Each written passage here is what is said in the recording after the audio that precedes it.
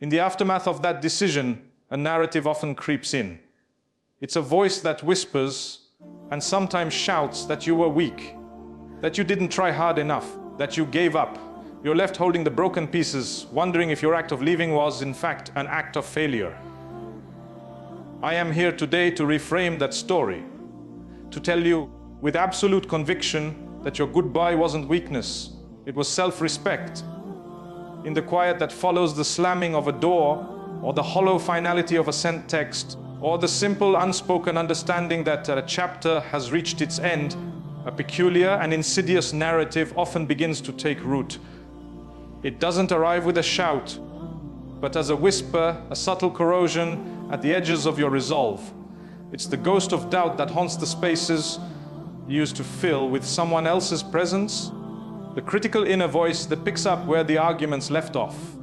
This voice, this internal critic armed with the sharpest of barbs, tells you a story you've heard 1,000 times in 1,000 different contexts, the story of weakness. It hisses that you are not enough, not strong enough to fix what was broken, not patient enough to see it through, not resilient enough to withstand the storm. It labels your departure, your final, painful act of preservation as an act of surrender. It convinces you that you gave up, and in the vulnerable silence, you start to believe it. You sift through the broken pieces of the relationship, the friendship, the job, the dream, and you hold them up to the light, examining each shard for evidence of your own failure. You replay the memories on a loop, searching for the moment you could have tried harder, spoken softer, loved better. You torment yourself with the fantasy of a different outcome, one where you were just a little more, a little better, a little different. This post-mortem is a special kind of torture, a self-inflicted wound that bleeds long after the initial cut has been made. You stand there in the wreckage, the dust of what once was settling on your shoulders, and you ask the most painful question of all. Was my act of leaving not an act of strength, but the ultimate proof of my inadequacy? I am here today, not to dismiss your pain, but to reframe your story. I am here to speak a new truth into that silence, a truth so powerful it can shatter the foundations of that critical inner voice.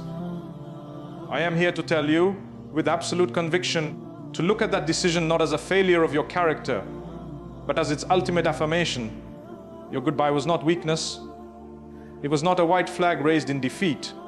It was and remains one of the most profound and courageous acts of self-respect you could have ever performed.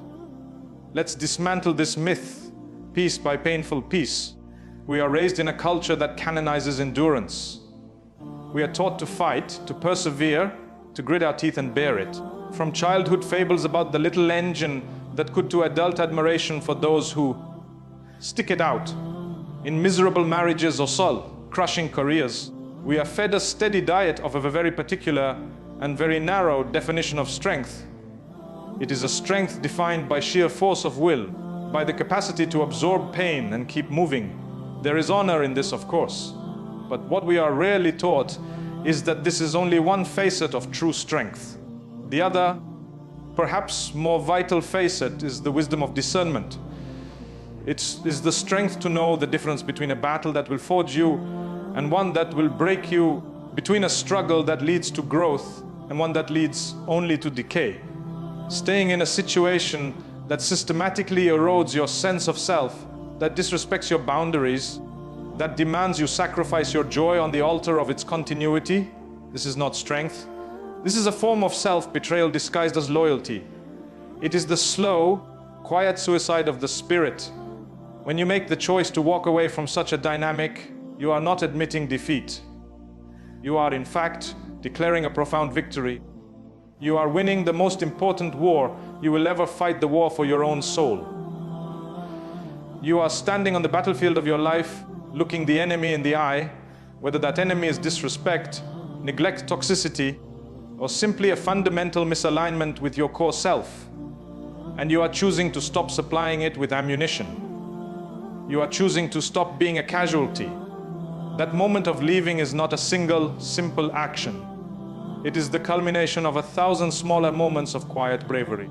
It is the courage to face the terrifying expanse of the unknown, to trade the familiar hell for a strange and uncertain purgatory. It is the courage to withstand the judgment of others who, from the safe distance of their own lives, will label you a quitter. It is the courage to sit alone with your own grief, to feel the full, crushing weight of the loss without the immediate comfort of a new beginning. This is not the path of least resistance.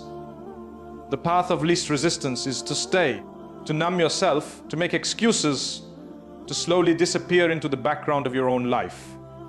Choosing to leave is to choose the path of most resistance, armed with nothing but the fragile hope that your peace and your future are worth fighting for. So, I ask you to see your goodbye through this new lens. See it not as an abandonment of something external, but as a fierce and final embrace of something internal, your own inviolable worth. You are not failing them by leaving, you are finally succeeding at honoring yourself. That decision was the moment you stopped negotiating your value. It was the moment you stopped asking, how much of this can I endure? And started demanding, what do I deserve to experience? Your goodbye was not a crack in your foundation. It was the steel beam you installed to ensure you would never collapse again. It was, and will always be, the undeniable proof of your self-respect. The idea of strength is so often portrayed as a monolithic, muscular thing. We see it in the clenched jaw of the hero, enduring unimaginable pain, in the stoic resolve of the individual who bears their burden without complaint. This cultural archetype is powerful and seductive, teaching us that to be strong is to hold on, to persist, to withstand.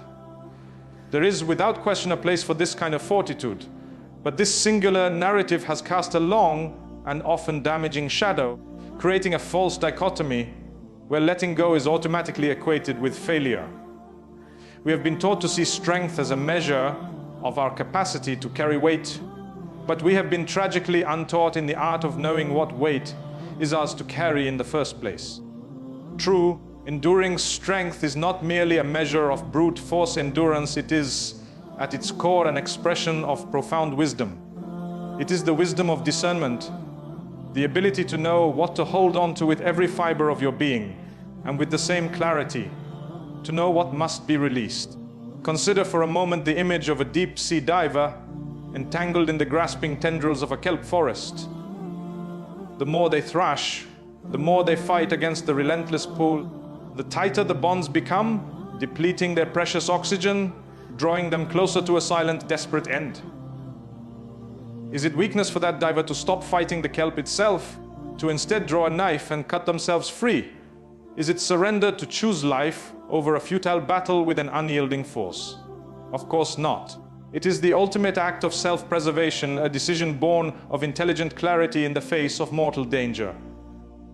In so many of our own lives, we find ourselves in a similar, though less literal, entanglement. We are caught in the grasping tendrils of relationships that drain us, of commitments that hollow us out, of identities that no longer fit, of dreams that have long since curdled into obligations.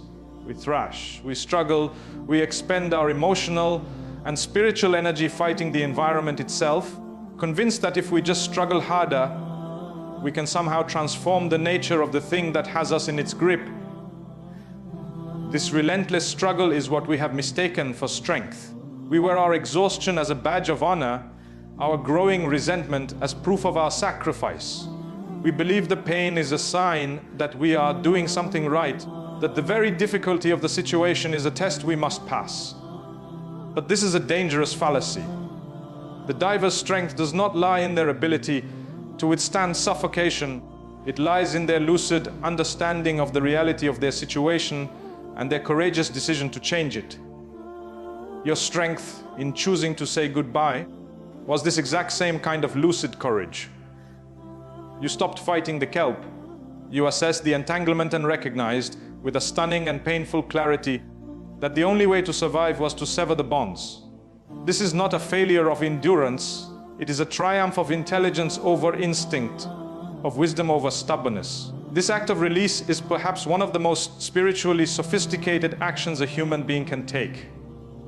It requires a deep and often brutal form of honesty, first with oneself. It means looking in the mirror and and admitting that the story you've been telling yourself, the story of if I just, and when they finally is a fiction. It means acknowledging that your effort, however Herculean, cannot single-handedly change another person's character, heal an organization's toxic culture, or force a connection that has fundamentally expired. This honesty is the bedrock of discernment. It is the process of sorting through the complex web of your commitments and attachments to ask the most critical question. Is this weight building my muscles, or is it simply crushing my bones? Is this struggle leading to growth, or is it merely a slow motion collapse? To hold on to something that is actively harming you, that is diminishing your light, that is forcing you to betray your own values is not strength. It is a form of self-imprisonment. It is choosing the certainty of a slow decay over the terrifying uncertainty of freedom. The courage to release, therefore, is the courage to choose the possibility of life over the guarantee of a living death. It is to look at the familiar, confined space of your suffering and decide that the vast, uncharted territory of the unknown is a more honorable place to direct your courage. This decision is invariably accompanied by grief, by fear, and by doubt. It feels, in the moment, like a kind of death. And in a way, it is. It is the death of a future you once imagined, the death of an identity you had constructed, the death of a hope you had nurtured. To willingly walk into that death, to feel all its attendant pains without the assurance of a resurrection, requires a fortitude that the simple act of enduring never will. So when you feel that old narrative creeping back, the one that whispers you are not strong enough to hold on, I want you to remember the diver. Remember that strength is not just tensile, it is also intelligent. It is not just the power of the grip, it is the wisdom of the release. Your goodbye was not a failure of your grip. It was a moment of supreme clarity where you understood that what you were holding onto was not a lifeline, but an anchor. You made the conscious, difficult, and breathtakingly strong choice to let it go, not because you were too weak to carry it, but because you were finally strong enough to understand that it was never yours to carry.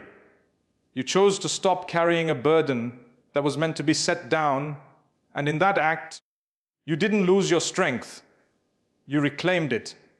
You redirected your power from the exhausting work of maintenance on a sinking ship to the brave work of building a new vessel, one sturdy enough to carry you toward a horizon you have yet to see.